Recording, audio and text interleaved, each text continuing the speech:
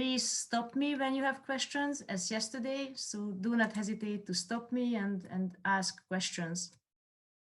Okay, so here you can see the content. So we will start with a little bit environmental analysis, and then we will speak about the marketing information system. Then we go to the topic market research, or we can even mention marketing research is the same. And then I bring you a case study. My another kind of gamification is that I always use case studies. And maybe you know this Kellogg's Cornflakes company. This company manufactures breakfast usually. And I will show a case study that how they make market research and why is it important for them. Okay, so that will be our plan for today. And I use Kotler's book again, so it will be familiar to Sophia. You can find this Kotler's book on the internet. I found it there too. So let's start with environmental analysis. I have to tell you, dear student, that the environment is so complex nowadays. It's changing so fast that that's why we have to analyze the environment to making decisions. So companies make hard effort to analyze their environment to get to know the best decisions of ever. And we have two kinds of analysis. So there is the so-called macro environmental analysis and the micro environmental analysis. What is the difference? These definitions are from the books, and I wrote here for you. PP means is the page of 66. So you will find this definition on the 66th page. So macro environmental analysis is the bigger. It depends on, so it can different in case of every countries. In case of macro environmental analysis, we have to analyze the demographical, economical, natural, technological, political, and cultural resources, the cultural environment. These we will call pestle analysis. I'm sure you have heard about it. And the microenvironment is a little one. It means, for example, the companies can make this microenvironmental analysis where they act, where they operate their activities. So maybe in case of microenvironmental analysis, you could mention the SWOT analysis, strengths, weaknesses, opportunities, and strengths, and the threats. And here will be the main actors is the company, the suppliers, the customers, and other competitors. Maybe you will understand this in this figure. So in the inner circle, there is a macro environmental things. So these are the biggest environment, and then only this little one is the micro environment and the company. So if you will work in a company, it will be influenced both by macro and micro economical environmental influences. You will see it. And here you can find the different factors. And let's start with the macro environmental analysis. So the major forces in this case are the demographic issues, the economic one, the natural resources, the technological innovations, the political and legal acts, and the cultural things, the consumer behaviors, the different cultures buys, for example, different products. And here you can find that in case of demographical issues, we monitor the population, and we have to take into consideration the age, the sex, the race, the occupation, the location, and other statistical data. For example, where we live, how we live, and then so on. What are our hobbies? These influence us really much. Economical issues, for example, we have learned lots of indexes. I mean, GDP and then so on. So inflation rate, unemployment rate, employment rate. Okay, because these factors affect the buying power, the consumer's buying power. It's important when the consumer buying power is high, then people can buy more and more, and they can support the national companies by buying national things. And in this way, the national companies can develop a lot. Okay, so that's why it's important, the buying power of the nations. And the different buying patterns, the different buying habits are here. In case of natural factors, how I mentioned, there are the natural resources, for example, gold, silver, and other kinds of resources. So we usually use these resources. For example, you are really rich in gas, and for example, Hungary buys gas from you, and you are rich in oil. These are natural resources, and you can trade with it. There are the so-called technological resources. So these are forces to create new product and a new market opportunities. What does it mean? This R&D, research and development.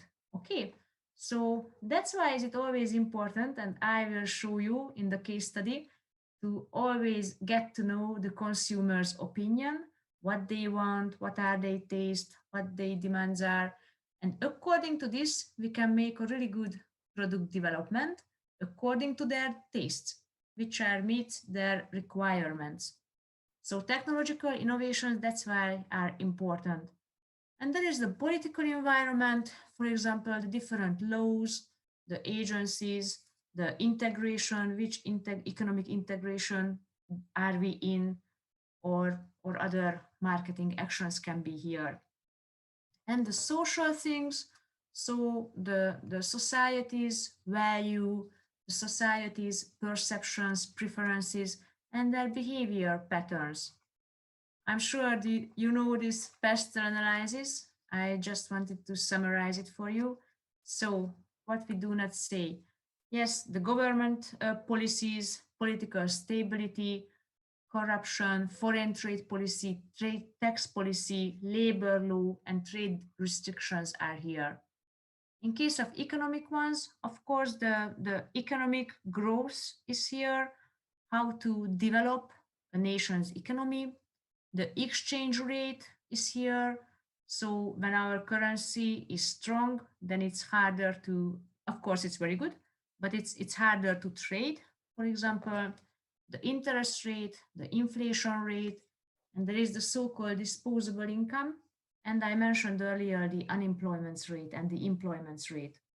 In case of social environment, it's really important the age of the population, and what kind of career attitudes do they have? What kind of health consciousness do they have? What kind of lifestyle do they make? And in this case, we can speak about the cultural barriers. In case of technological environment, there are the incentives, the innovation level, the level of automotive things, so how to make things automatic, the research and development activities, the technological changes. And I always say that we live in the best years, because there are so much technological inventions. So let's remember your first mobile phone, and let's remember nowadays mobile phone. How big was the development between the two phones? Okay, so this was the technological environment. The ecological one, we always speak about the weather changing, the climate changing, and there are so many environmental policies and pressures from non-governmental organizations. And last but not least, the law environment. Earlier, the political environment and the law environment, the legal environment was one. But nowadays, we put it separately, we divide it. So in the legal environment, there are mainly the laws, for example, an antitrust law, an employment law, consumer protection law, copyright and health and safety laws. Okay, so remember please the differences between the political environment that are mainly contains the policies, And in the legal, there are the different laws. And then here you can find the actors in the microenvironmental economy. For example, the most important here is the company. Of course, we are thinking from the aspect of the company.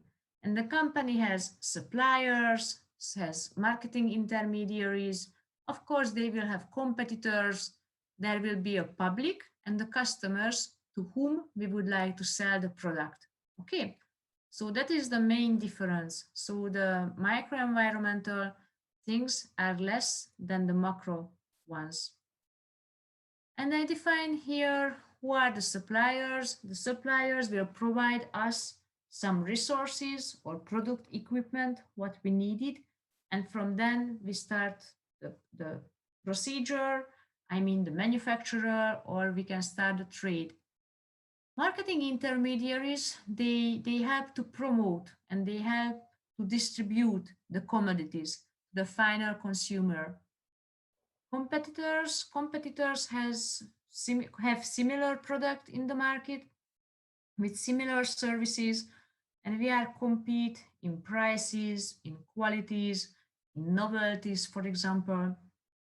Publics are the people in the society, and to whom we can achieve, and from them we will have the target group, the target audience, and they will be the customers.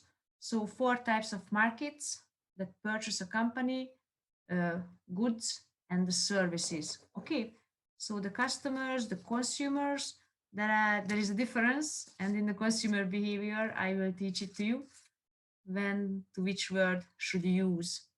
So these are the microenvironmental things. And in case of SWOT, that's why I put it here, because it's really important that strengths and weaknesses are inner features, opportunities and threats are outsider features. I mean, I can influence, in case of a company, I can influence the strengths and the weaknesses, but I cannot influence the opportunities and the threats. And there are sometimes there is a mistake when my students make SWOT analysis. For example, for opportunities, write those things which should be right to strengths.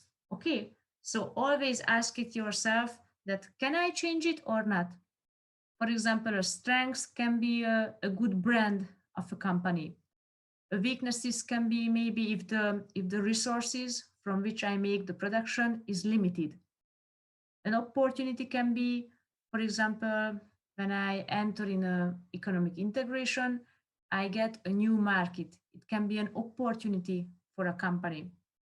And threats can be, for example, the competitor's activity.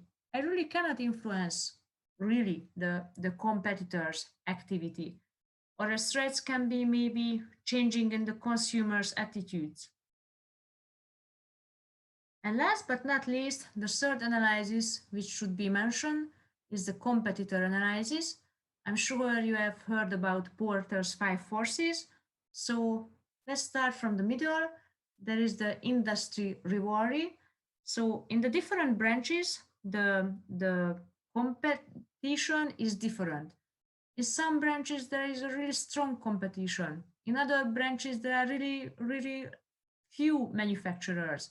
So that's the good markets. And in case of the competitors, we have to take into consideration the following features. For example, the bargaining power of suppliers and the bargaining power of buyers, and the threats of the new entrants and the threats of the substitute products. In these days, we have lots of substitute product. We can substitute everything, every famous brand with a cheaper product. Okay, so that's why this is also important in case of a company. And then I would like to speak to you about the marketing information system. This is Kotler's definition again. So nowadays, the information is a power. To have the recent information, the relevant, the most actual information. Because how I mentioned in the first part that it's so hard to make a decision. Let's imagine your life, your consumer decision. In the B2B, business to business marketing, in case of the companies, these environments are more complex. So that's why they need really good information. And that's why they use this marketing information system. We can abbreviate it MIS. It's about people. This can be a procedure. And the main goal is to collect the information needs and to develop the information search and to collect these information in order to help the decision makers. This information surely will help to make the decision and to generate and validate and an actionable customer market insight. Okay, so this information system, it's really important, and I think this is the introduction of a market research. We can speak about two kinds of information from the aspect of primary or secondary information. Primary information are first-handed information. We collect it for a specific reason. It's usually time consuming, it's usually expensive, but it's according to our purpose. For example, if I'm interested in the satisfaction of my product, that how my consumers, how satisfied they are, maybe in Hungary, then okay, it would be help me that how Russian consumer thinks, but it can be that maybe in Hungary it will be completely different. Okay, so the secondary information, these are secondary data. Others collected it, other companies, others researchers, and maybe the purpose can be different. In this case, this example which I mentioned, the sample can be different. So in case of the Russian market and in case of the Hungarian market. And here you can see the marketing information system. It's a complex. So the aim is always to have a great view of the market. We have to know what consumer wants, what they need. And let's start with the marketing environment, because that's why we start with this topic. So here are the target markets. They are our consumers to whom we would like to sell the product. Here are the marketing channels. When we speak about marketing channels, it's always, we have to think two things. It contains the marketing communication channels and the distribution channels either. But usually when I hear this word marketing channels, I'm thinking on the distribution channels, how to sell the product. I sell it only online, I sell it in the little shops, and so on. The competitors, don't forget Porter's 5, the publics, and the macro environmental forces, for example, stipple analysis. And then here you can find the marketing information system. So these are the parts, and I will show another figure. There will be a fourth part of this marketing information system. So there is an internal database. Internal databases exist in the company. For example, from the accounting or inner statistics can be here. How much product can I sell last year in the same period from the same product? For example, this is an inner statistics. Marketing intelligence, it's another kind of system. It collects the information according to different features. For example, we can speak it later. And there is the marketing research. And today's topic will be this marketing research. And we need this information. And after when we have this information, we will analyze and we will use this information. Okay. And here is another figure, and that is the important. On the left side, you can see the marketing environment. So it's the same, which we were spoken. And on the right side, you can see the outputs. the decision makers to whom the information is needed. And here are the 4 subsystems of marketing information system. So internal reporting system again, marketing research system, marketing decision support system, and marketing intelligence system. Okay, this marketing intelligence system, it works usually with observation, observing the consumers when they do not know. So it will be different. And in this figure, you can see that how this whole marketing information and this process is working. So we have the input information from the environment, from the different analyses, and we have information from inner company data, for example, from inner statistics, from accounting. And then we have information, primary information from marketing research, and secondary information, for example, from existing marketing research, from other publications. And the whole aim is to ease the decision making for the decision maker. Like yesterday, we have spoken about the different marketing controlling system. And here is again, we have to make the strategic decision. It's for the future, the operational decision. The operational decision is usually yearly plan. Strategic one can be 5 years long or more.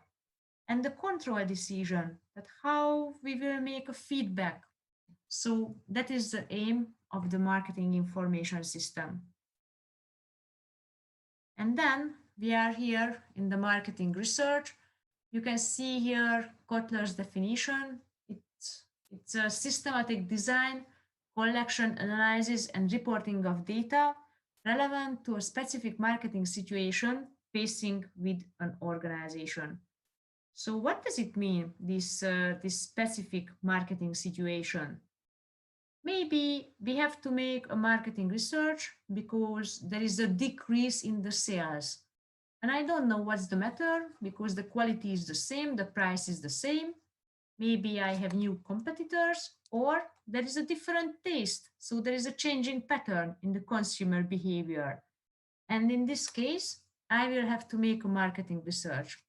Or the other simple will be the case study when they wanted to develop a new product and they don't know which would be the best for the consumer's taste. And that's why they have to test it. And they have to ask the consumers that which product do they like. There are 3 kinds of marketing research. There is the so-called exploratory, descriptive, and causal research. We can speak about exploratory research when the marketing research to gather preliminary information, and this information helps to define the problems and helps to define the hypotheses. For example, when I make a marketing research because of publications, this is the first. So I always have to read a lot. I always have to read more than 50, 100 literatures. And from then I will have an idea that what should I research. So where are the problematic things and what is the question? And according to this, I can define the hypothesis. There is the so-called descriptive research. It's in this name that it is descriptive. So it will describe marketing problems more detailed. Maybe this descriptive research is good when we wanted to know a foreign market and we would like to identify the strengths of that market, the problematic things, the weaknesses. Okay, so it's really good to make a market forecast according to the consumers' attitudes and demographical issues. And the causal research, these are usually to test the hypotheses. We always try to find a cause and effect relationship. So what is this cause and effect? So what is the cause of that thing that people buy that product, people prefer their product, and what will be the effect to the whole market? Here you can find the steps of the marketing research. So at first, we have to define the problem. Okay, define the problem and define the research objectives.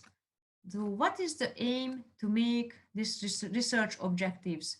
I will show the sample for this in case of the case study. So in that case, the research objectives will be to test the new product and to develop a new product. The second phase is to develop a research plan and collecting information. The third phase is to analyze the data and then to make a report and make a main findings. And here you can find a more detailed steps of marketing research. So we have to identify the problem. How can we identify the problem? Maybe we will feel the market that there is something problem and we should search. For example, it happened in Japan in 1963 that an American mattress bed manufacturer wanted to go to Japan and sell lots of beds. And after a year, they couldn't even sell any bed. And they make a market research after a year. And that time, Japanese don't sleep in beds. They like this so-called futon. It's a really slim bed. Okay, and it's not a bed really. It's lay on the floor. So there was a completely different sleeping habits of Japanese, and this American company did not know it, and that was the problem that they couldn't sell a product in a year. And then we have to define the problem and have to design the research. I will show you in the next slides the different types of marketing research and which types is to use and in which situation. We have to determine the data needs, the data sources, and then the sampling design that to whom we would like to make this marketing research. And we will design a questionnaire and field staff selection. And then we will collecting the data, then we will analyze it and interpret the data, and then we will write a report, make a presentation, and maybe there will be some follow-up activities. Maybe we will have to make some follow-up researches if I couldn't answer all the research problem. So the main types of marketing research are the qualitative and the quantitative ones. Qualitative refers to quality. So here I would like to have quality information. What does it mean to have quality information? It means you can see here the definition. So we would like to, the marketer would like to understand the consumers behavior. Why do they buy that product? Why do they prefer that taste? How they buy that product? Why in that shop buy the product? And then so on. And this qualitative market research has three kinds of researches. So there is the so-called focus group, there is a desk interviews, and the proactive techniques. And everybody is associated when I ask somebody that what is market research to the questionnaire. The questionnaire is the quantitative market research. It refers to quantity. From this, I can make statistical analysis. From one interview, I can never draw conclusions. I can never draw statistical things. I can never show the trends. Yesterday, we have spoken about the trends. And I can have trend information only from the quantitative market research. Okay, so this is the main difference between them. Sometimes we usually use both of them at the same research, and I will show why. So let's start with qualitative market research. You can see here the focus group. So I mentioned there are three types. In the focus group, so it's usually an interview. You can see here a picture that 8-10 person sitting around the table. Pretty comfortable. It's a really relaxed things. So usually there is food and beverages. So in case of the marketing research, we really have to feel comfortable. It takes 1-3 hours and usually it's recorded. And there is an interviewer. So there is one people who is responsible. We call him or her moderator. And that person will ask the questions. The moderator has the role, for example, of course, some people will really chatty. So we'll chat really lot. But some people will maybe don't say a word. And for this moderator has to ask the silent people too, to what is their opinion. Okay, so it's non-structured. The interviewer has the questions, and he or she will ask that questions, and that's why the time is not fixed. So it's a really good kind of marketing research. For example, once I was in a focus group. We have a supermarket chain. It's called Spar. It's an Austrian supermarket chain, and this company has a new advertisement, and they tested that how the target group react to the advertisement. And for example, lots of pictures were shown to me, and for example, to which product, to which to choose. So we were tested, and we have to speak about our buying behavior. This company is famous for the fresh meat, from the fresh veggies, fresh vegetables, fresh fruits. And it was tested. This is their slogan too. And we were 5, and we have to answer for the different questions. For example, the second part is the depth interview.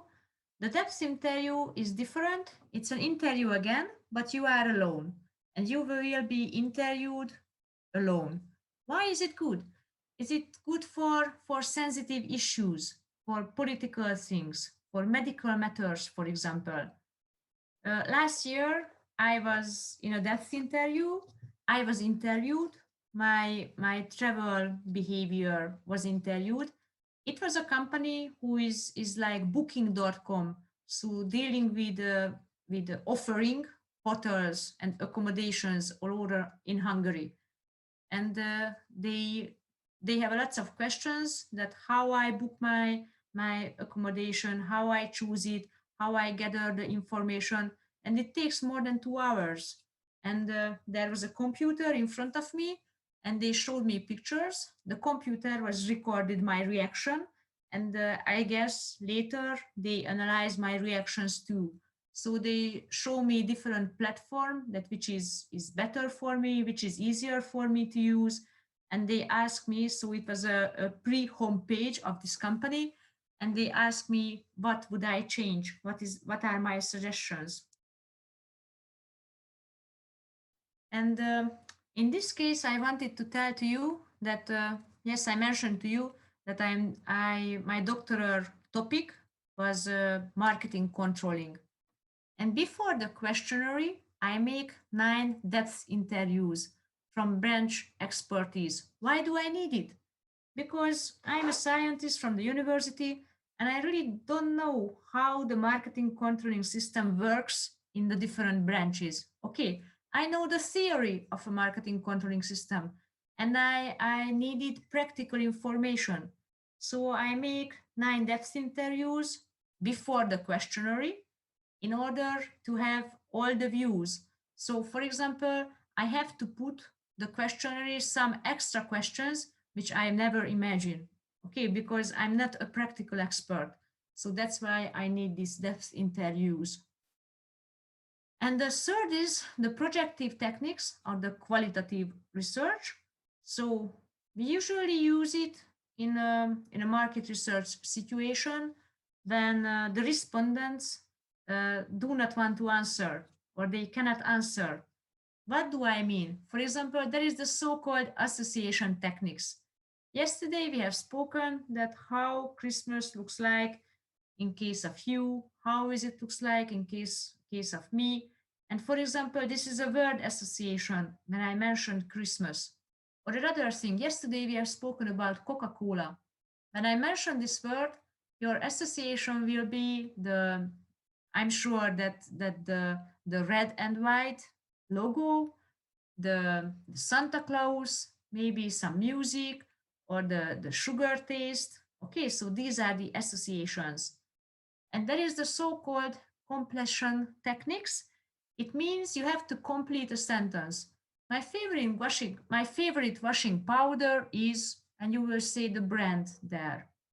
Or there is the so-called cartoon completion, when you have to complete a cartoon.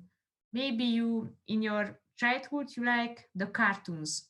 And maybe there is a thought that this say this and this, and you have to answer for that. And in this case, they can develop an advertisement, for example, with these techniques. And here is coming the quantitative market research. So usually we associate for this and for the questionnaire. So I would like to show to you very shortly the types of the questions. The question can be open-ended. For example, what is your favorite color? In this case, there will be the answers will now determined. But the problem can be when I will ask 100%, for example, in case of marketing controlling, I pop the question that what is marketing controlling? And I got 100 different questions, answers from the 100 participants.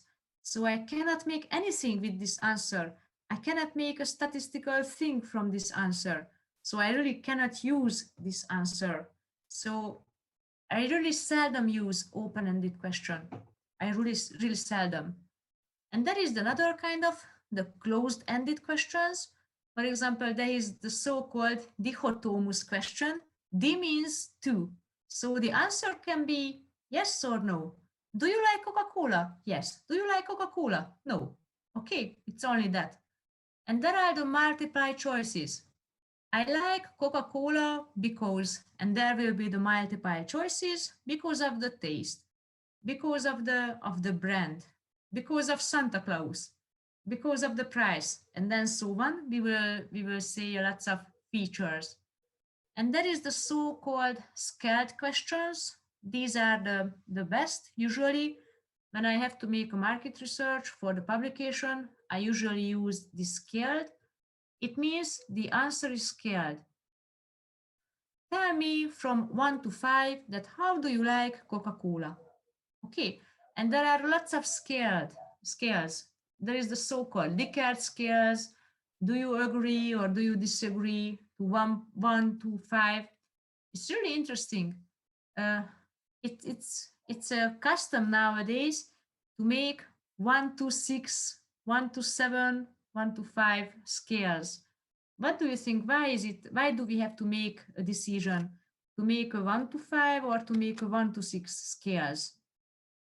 When I make a 1 to 5 scales, the 3 is there and the 3 is a middle. Who doesn't want to answer will choose 3. But in case of 1 to 6, they have to determine to choose 3 or to choose 4. Okay, so that's why you will see in the practice both numbers. And I write here that usually we use nowadays a Google form. I'm sure you have a Russian version, but I don't know that. So that's why I mentioned this example. I usually use Google form because we also use. you also use this. Google form. Oh, thank you, Sophia, for the feedback. I really like Google form. Also, YouTube uses these forms of questionnaires. Oh, I see. I really like these Google forms because it's cheap and you can use it and your questionnaire can spread away. For example, in this summer with one of my colleagues, we wrote an article and it's about artificial intelligence and artificial intelligence effect to the sales. And we need more than 400 answers. And it takes us 2 or 3 weeks to get these answers. And otherwise, we cannot make it in a paper form, in the street and then so on, we cannot make it. So only with Google form, we can make it. So we always use this.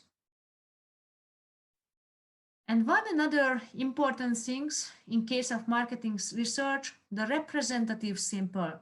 What does it mean represent? What it is represented? It can represent a subset of the population to seek to accurately reflect to the characteristic of the larger group.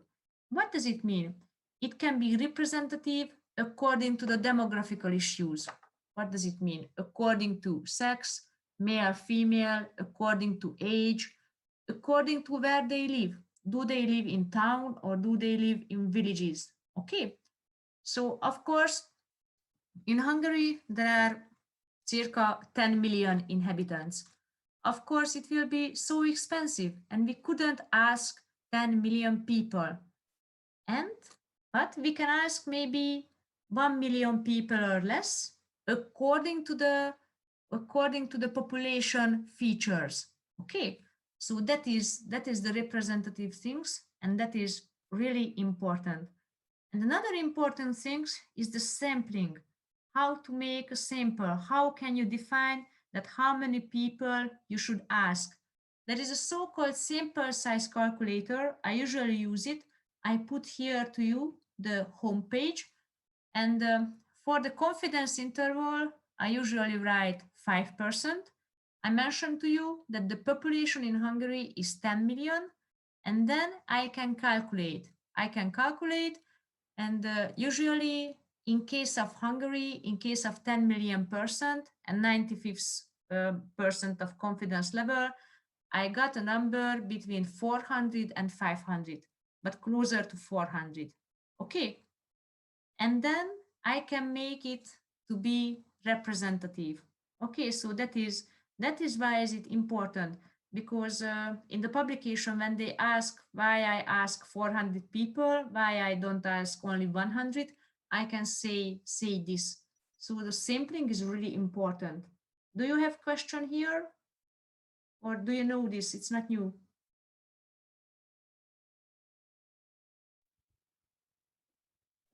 Okay, then go. We studied it with in our classes with Safia Faroukovna and Maria Alexandrovna.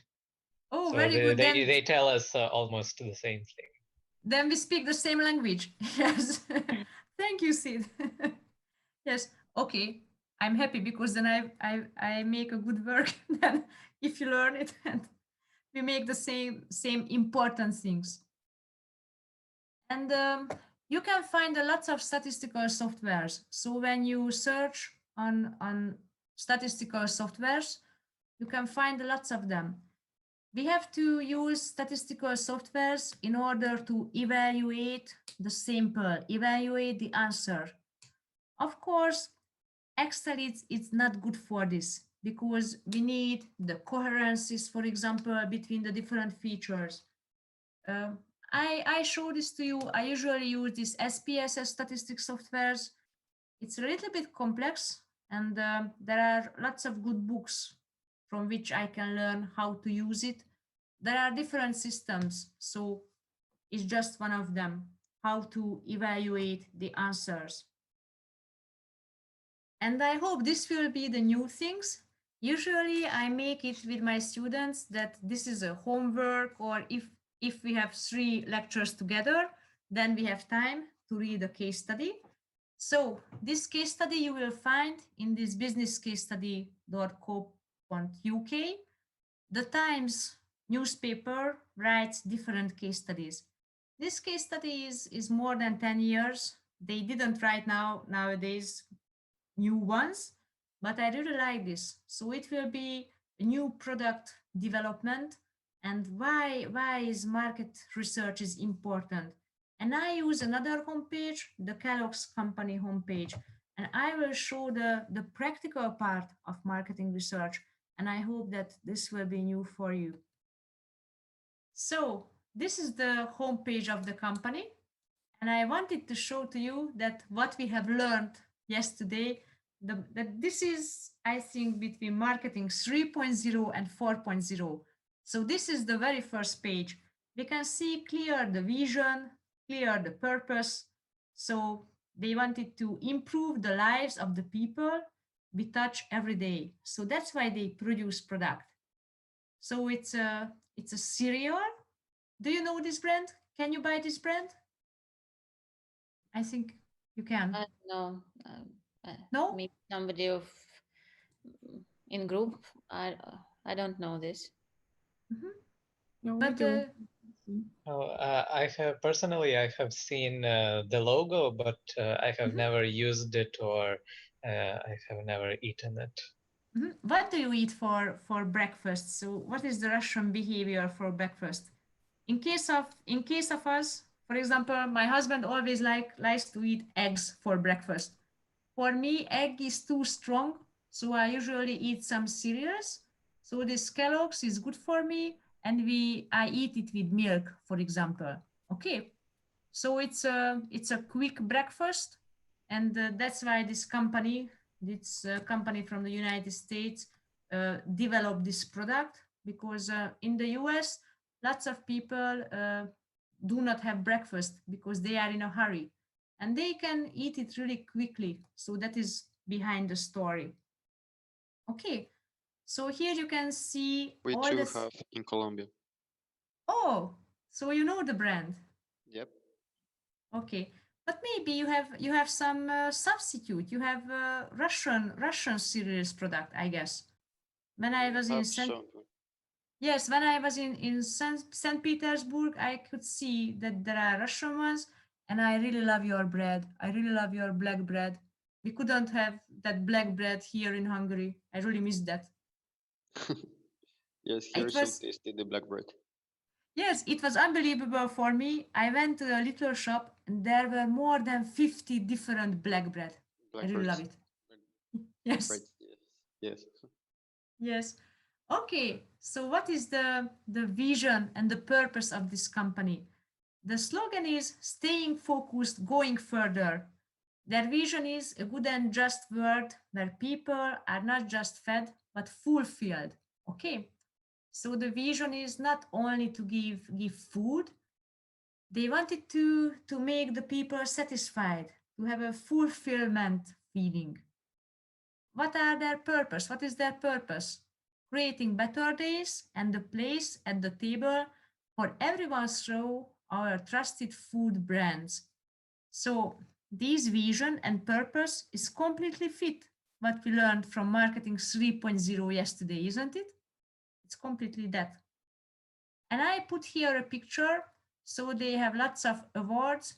So this is the world's most ethical companies. Why a company can be ethical? What does it mean? For example, of course, they have to buy material for this production. Maybe they have to buy corn for this production. Why can it be ethical? Maybe they are buy the corns from farmers who do not use children works. Okay, so maybe that's why it can be ethical, or there are lots of more features. And here is the history. This company is more than 100 years ago, and it was a novelty. Yesterday I mentioned Walt Disney, that Walt Disney create a market. This Kellogg's, this founder, create a market too. So in the second point, I wrote that he created the first cereal breakfast, and he created an entire industry. And this is his name is the brand name too, and this means a trusted mark. And there are lots of innovations, so that's why I chose this company, because I wanted to show you the importance of market research. You can see here the brand portfolio. For example, here in Hungary, we can buy this Kellogg's. We can buy, I think you can, in Russian, you can buy this Pringles. It's a chips. Pringles. Pringles, yes. I bought it, I think. I bought it in yes, Russia. here have. Yeah, it is available here. Yes. So you know the company. Maybe in Hungary we can buy these crunchy nut things and the Chocho Pops. I know these. Fruit Loops we have to in Colombia. Fruit Loops. Yes, yes. I don't In know. Russia, I believe I have seen Cocoa Puffs, but I might be mistaking it with something else. Mhm, It kind of looks very familiar to me. mhm. I think if it's familiar, then you can see it, I think, because that's why it's familiar. Okay, and another feedback for tomorrow lecture.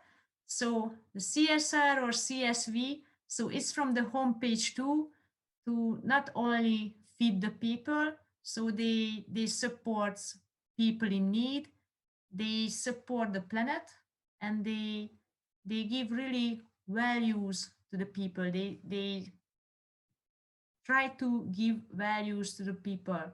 I mean, a quick breakfast. Okay, and from here we are speaking about the case study. So now you have an image from a company.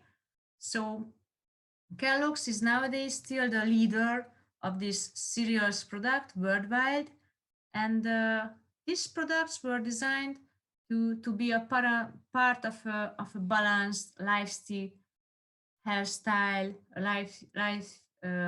healthy feed things. And this is, I wrote it in the last sentence, that different tastes of consumers to meet the different tastes. So this is exactly STP marketing, what we have spoken about yesterday, that the segmentation, the importance and segmentation.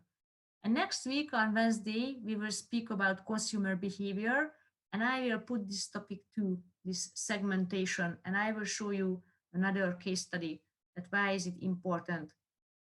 So here from the case study, I collect to you why is it important to make market research from the view of the company.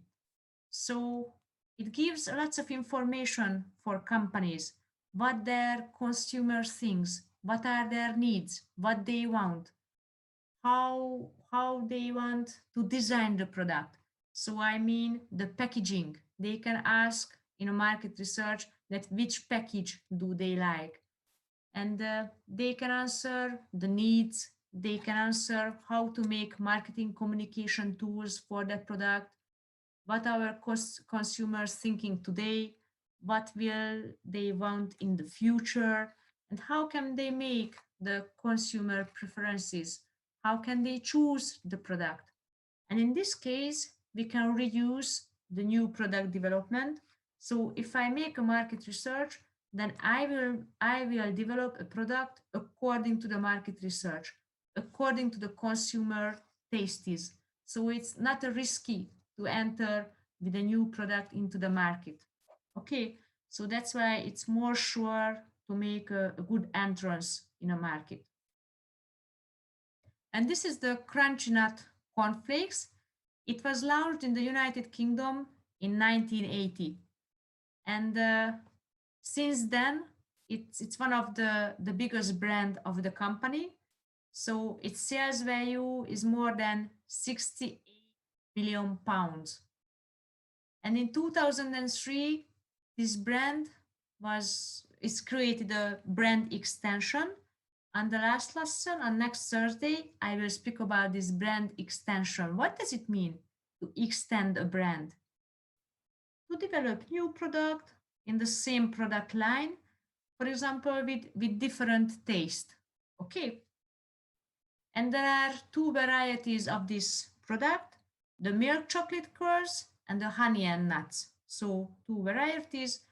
And you have to know that this brand extension in 2003, it worth for the company 21 million pounds annually value sales. So it was worth developing this product, we can say. And go back to marketing research. Why is it important to carry out a market research? In the figure, you can see that there are companies who are product oriented, and there are companies who are market oriented. What is the difference? Companies who are product oriented, that they develop the product, usually manufacturer companies are product oriented. So they develop the product, and then when the product exists, when it's ready, they go and they will sell it. What is the difference between the market-oriented company. And Kellogg's is a market-oriented company. They start, before they manufacture the product, they start with the marketing research. They are focusing on the needs of the people, what they need, what they want. And it's really difference. So when they know what's their consumers demand, then they start the manufacturing things. And then they manufacture new products. Then they will test that new products in the market. And then they develop a wholly completely new product. Okay, but this product development will be according to the market. Okay, according to the consumers. Do you understand the difference between the two orientation? Yesterday we spoken about Henry Ford T model in the marketing 1.0 stage. That was product oriented. Okay, and then we speak about the market oriented things, when something is marketed, and I will show it how Kellogg's is making these things. So we have speak about the primary and the secondary research. So again, the primary research, we gathering first-hand information, and the object is specific. So in this case, the object of the market research will be to get to know the consumer preferences, and according to the consumer preferences, we would like to develop a new product. The primary research, it takes time, it takes money, but we get a really reliable source of information. Okay, and there are different ways how we can collect the information. Earlier in Hungary, we could see in the streets that people makes questionnaire. In the street, questioning, it's really not a scientific one. What do I mean? In the street, usually people are in a rush, are in a hurry. So they won't answer as good as they can. It's not convenient to asking people about their habits in the street. Okay, so that's why a Google form is much more comfortable. And so there is the questionnaire. So then we can know that it's a systematic list of questions, and then we can get feedbacks from the consumers. And the types of market research, so there is the primary market, and we can have primary information from both from qualitative and quantitative research. So the qualitative research is more about the people's feeling, more about the preferences, their attitudes, their motivations, their opinions. While on the other hand, the quantitative one is more about statistical things, more about a numerical form, that what the mass people think. I mean, so we usually gather it, and it's a large sample. So usually it's more 100 answers we will have. And from this, we can make coherences. Okay, so we can make conclusions only from the quantitative research. The qualitative one, again, so it's usually a speaking, a conversation with consumers. We learned that the main types are the focus group and the depth interview and the proactive techniques. And it's usually the consumer's reaction. The consumer's reaction from a new product idea. And it helps the Kellogg's researchers that what the consumers think about their product. Yes, I mentioned focus group. We have spoken it, and we all speak it, I think. So in this case, the qualitative research is needed, while the manufacturer, the Kellogg's company, would like to know the new food prototypes, how the people like the new prototypes of their company. And here is the quantitative one. So large number of people will answer for, and only this is the most important thing, that only this allows us to make statistical analysis. We can make calculation about it. What do I mean? We can make a mean score from it. We can make a percentage. I can see the coherencies between two features. Okay. And we have spoken about the representative sample, what it means. And yes, in the last point, you can see that the scaling technique. So how I mentioned, it's usually from 1 to 5 or 1 to 7, or sometimes it's 1 to 6. And usually 1 means very poor and 7 or 5 means an excellent. In Hungary, I don't know how is it in Russia, you will tell me. In Hungary, for example, the 1 is the worst value, a worst mark for the students. So when we make an exam, 1 means they fail, and 5 is the best for them. So what's the case in Russia? Is it the same or is it different? In Russia, the same. It's the same. Exactly the same. It's interesting when I have Erasmus students and they are coming from Spain and Italy, they are completely the different. So I Yes, never know have what. like 1 to 100. Oh, I see. It's interesting. Okay, then you understand luckily this example. And the secondary research. So the secondary research, these are existing research. Other researchers, others companies collected it. So it coming from books, from journals, from internet or governmental statistics. Of course, it's quick, it's less expensive, usually it's cheap, but maybe it's not for our specific purpose.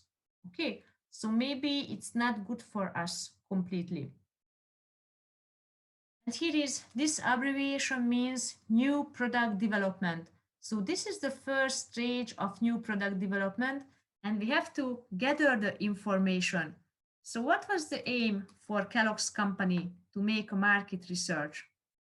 They wanted to get a new idea from the market, from the consumers, that what product should they develop. Okay, of course they know they wanted to make a crunchy nut product, something like this, but they do not know exactly how. And that's why they wanted to make a market research. They have information from secondary research. They use this Mintel Data Monitor publication. It's a market research company, usually makes publications, and they know the trends about it, that what people eat for breakfast. If they eat cereal, what kind of cereal do they eat? What kind of new products exist in the market? What kind of new flavors does people like around the world? And the company use this information, and from this they can gather new idea. Maybe they have plenty of ideas, maybe may have more than 10, more than 20 new product ideas. This was the first stage. So they can have primary information from focus group. So what do they make? So they show the consumers the new food prototype. And in case of the focus group, the consumers can test the different type of new product. And they can say their preferences. They can say that I like this because it's with chocolate. I like this because it's sweeter because of the honey, and then so on. You can imagine this. And in the focus group, the company can capture people attitudes and people feelings about the new product, and the people make suggestion that how to develop the new product which is fit to their requirements, fit to their needs, fit to their taste. And so in this case the company know what people are looking for and what can be the potential new flavors. So earlier, maybe they have 10 different product prototype. And after the focus group, they have, okay, we should try this too in the market. Okay, so they can decrease the number of the prototype and they have more detailed view from the market. The second phase in the new product development is to select the best ideas. So of course, this focus group helps to them, but they make some quantitative research too. that what are the people habits with the breakfast? What taste do you like? And then so on. And together, so with the focus group information and with the questionnaire information, they evaluate the data, they evaluate the answers, and now they can have a really good new product idea. And in the questionnaire, I'm sure that they ask that how much money can they sell this product, okay, or what the package should look like. So they do not ask only the taste, they ask the whole concept. The third stage is to complete a new product. So what does it mean? So now we have a focus group, now we have a questionnaire, so we have secondary information too from former publications, and we have primary information too from our own researches. So now we have a really good product idea, and we can start the manufacturing. And we have to understand the eating experience, the eating habits of our target group. Because, for example, in its name, it's that it is crunchy. So people likes when it's crunchy and not soft. So that's why they have to make a special development to be crunchy. And in the case study, you will find that there were 4 product recipes, and these recipes were all developed for prototypes, and they test it again. So they make another focus group, and they make another quantitative survey to test these four things.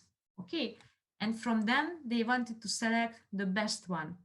And in the last point, I write it to you that they also tested the package too, the package design too. And the fourth stage in the new product development is the forecasting the sales. Till now, I didn't mention that we can use market research for forecasting, that how the market will like my product. How many products can I sell annually? Okay, so this was the final test for a new product launch. We make the product launch with marketing communication to enter in a market. And in the Kellogg's company, there is the so-called in-home using test. What does it mean? That consumer test the new product before entering the market. Okay, so it's a pre-phase. They do not enter the market, they test it with the consumers. And according to this, they can calculate the potential sales forecast for the new product in the first and the second year too, in the different market, in the different foreign market too. And according to this calculation, they can set the budget, they can organize the supply chain management, and they can schedule a food production. So that's why is it important. So according to marketing research, we can plan our production too. That how many products do we have to produce in a year? Maybe I need a new plantation for this. I need more people to produce my product. Okay, so we have to calculate not only the new product, but how can we manufacture it and how can we enter into a new market. So it's a complex idea.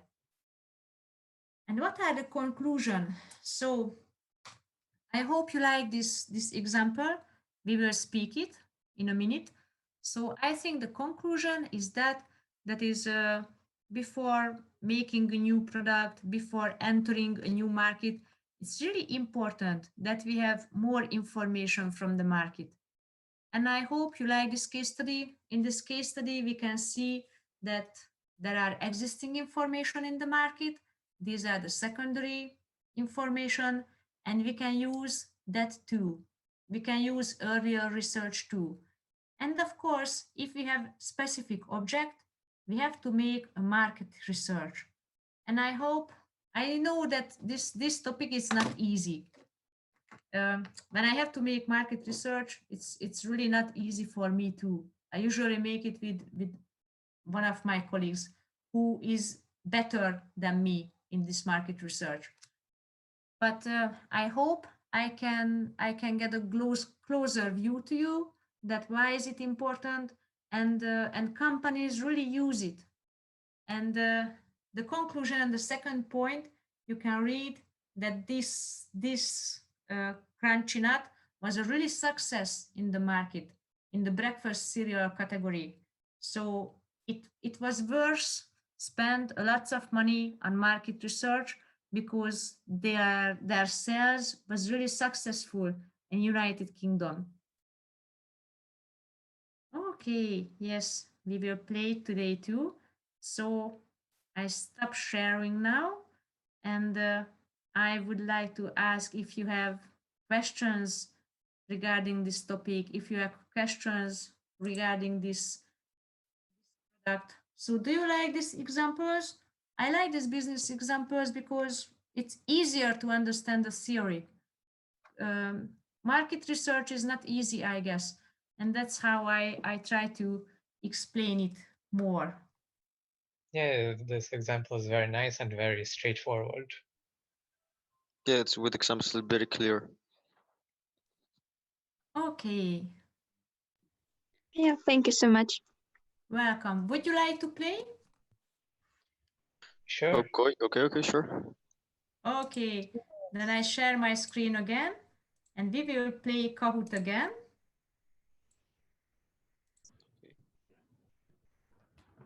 So please go to kahoot.it.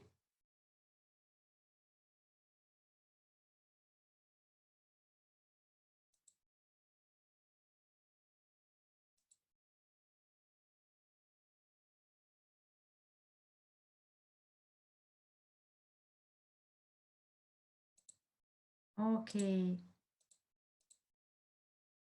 So you can see the Kahoot pin here. And I will have 9 questions about today's topic, about market research, about Kellogg's company.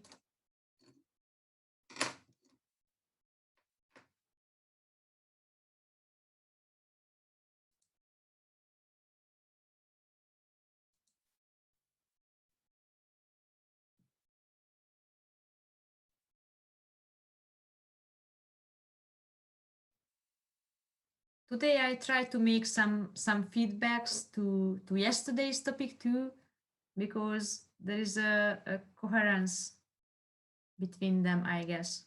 Okay, we are 10. How many we are in the Zoom?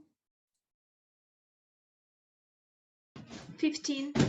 15. Okay, thank you. Still waiting.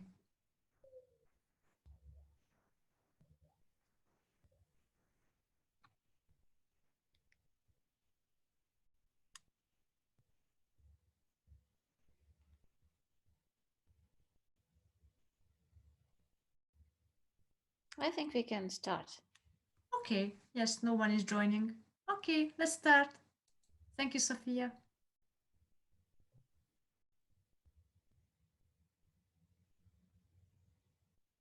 So we have 9 questions. One of the force in the macro environment, economic competitors, supplier, the company. So macro environment.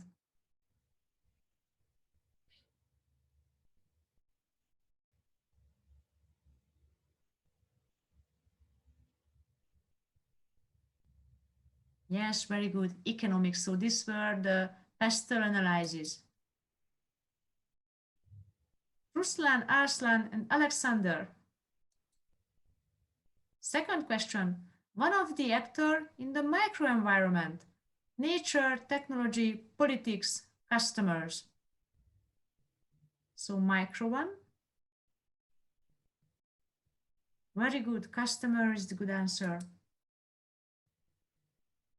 Oh, see it coming up. Which is not true to primary research.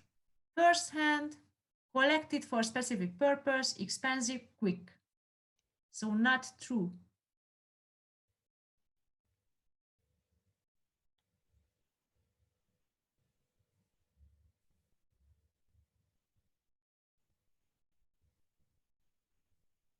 It's not true. So it's not true that it is quick because we have to make it.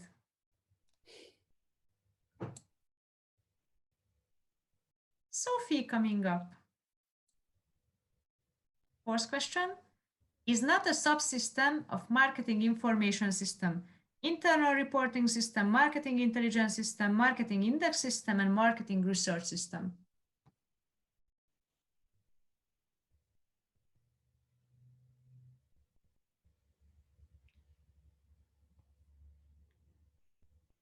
Yes, I developed marketing index system. It does not exist. Oh, Sophie is the first, and Arsen coming up. The fifth question is not a good example for qualitative research. Focus group, questionnaire, desk interviews, or proactive techniques. So not a good example for qualitative one.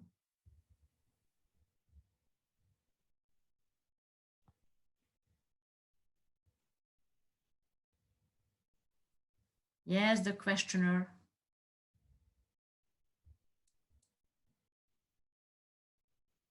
Sophie is still in the first place. True or false? Kellogg's is a product-oriented company. True or false?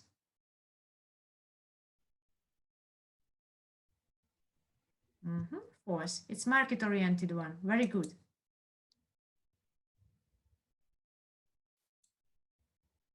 True or false? Kellogg created the first ever breakfast cereal and then shaped the entire industry. He was Mr. Kellogg.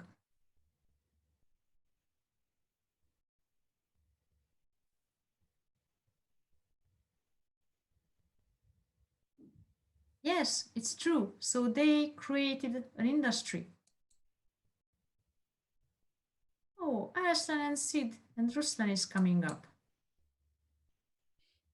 Which is not true to Crunchy Nut Cornflakes. Was launched in the USA in 1980. It is crunchy. In 2003, there was brand extension.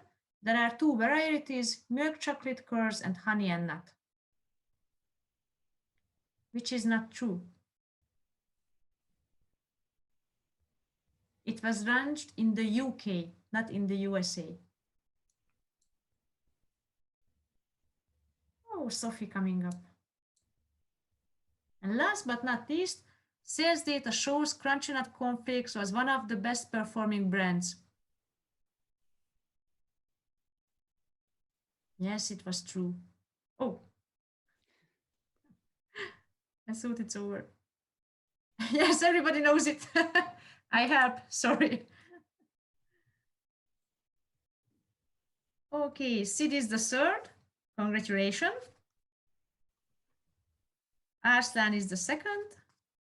Congratulations. And who is the first? Sophie is the first. So we have a new first student. Today I'm a good student, yes. Yes. Okay.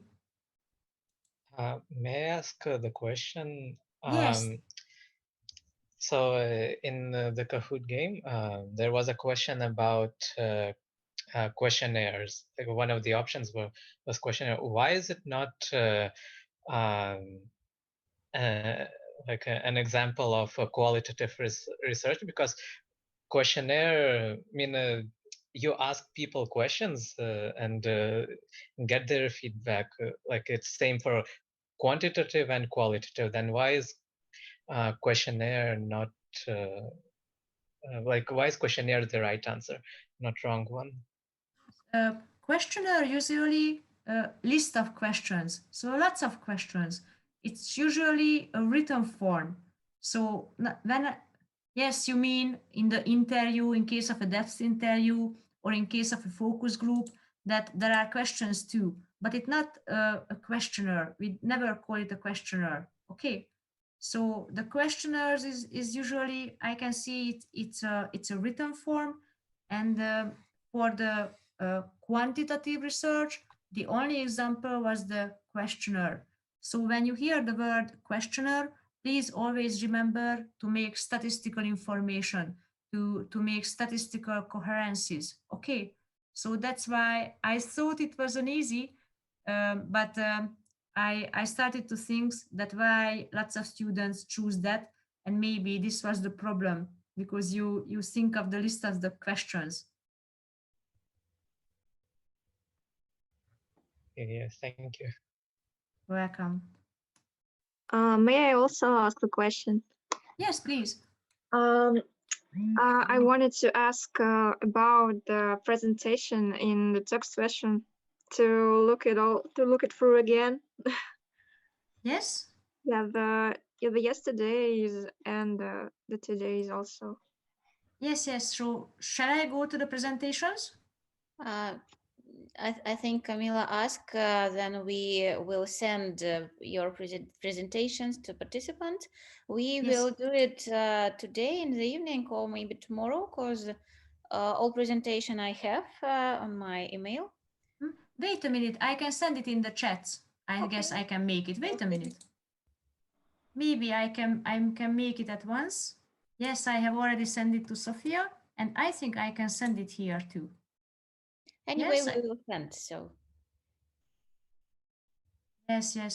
Of course, it's important for me that you can learn from this. And if you have the PPT, I think you can learn for more. Can you see it in the chat?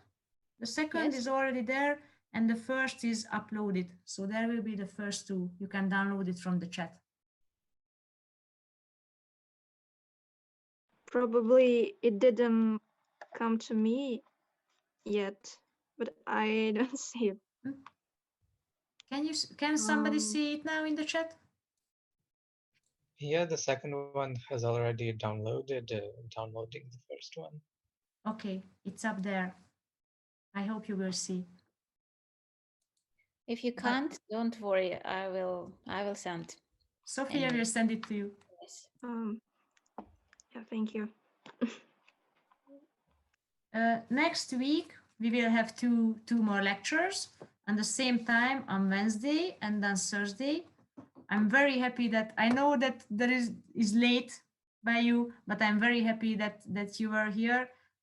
Next Wednesday topic will be consumer behavior. This is my favorite. So I have a subject for a whole semester of this. I make the practical part of this. And the last will be about the branding. And I will show you lots of brands, and I will tell the story behind the brands. I hope you will like it too. Do you have any questions? Yeah, I have a question about product-oriented companies and market-oriented companies. Like, how do you classify modern big companies? Because it's kind of a combination of both, no? Yes, marketing is a social science. So it's not a black or a white. There are grays usually. So it's really hard to answer for this question. I teach that usually manufacturer companies are mainly product-oriented companies.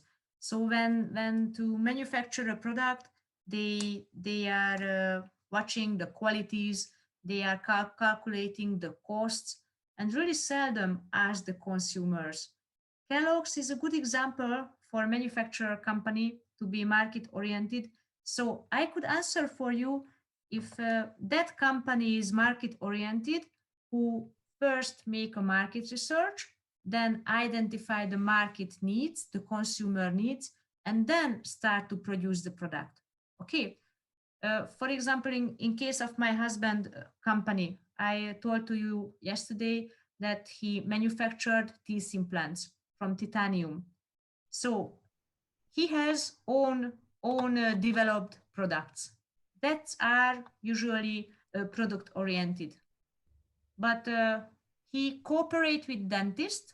Dentists knows that how should these implants looks like, because dentists use it, and they have cooperation between dentists, and they have some implants which is developed together with the dentists, and that products are market oriented products. So in the same company, in the same business, they have both. Okay, do you understand, Sid?